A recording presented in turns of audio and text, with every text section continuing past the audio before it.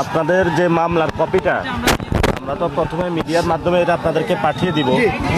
তারপরও আপনাদেরকে আমি বলি যে মামলার বাদী হলেন তন্ময় তাহের রুবেল, আহ্বায়ক জেলা যুবশক্তি হবিগঞ্জে।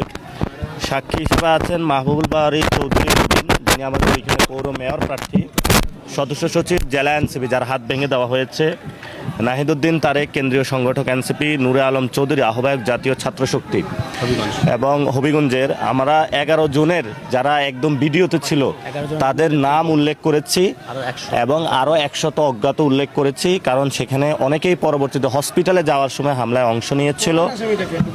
বুঝি নাই 11 জনের নাম এটা যখন আজকে আমরা অভিযোগটা দায়ের করেছি, এটা ভিডিও ফুটেজে বিশ্লেষণ করা হবে।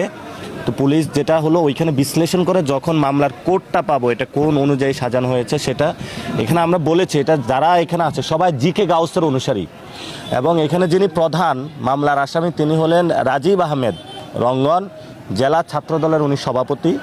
দ্বিতীয়ত যিনি আছেন আরিফুজ্জামান রিয়াদ, উনি বৃন্দাবন কলেজের সেক্রেটারি ছাত্রদলের। তা আমরা এখানে এটা উল্লেখ করেছি প্রায় আমাদের ক্যামেরা ল্যাপটপ থেকে 20 লক্ষ টাকার যন্ত্রপাতি তারা নিয়ে গেছে।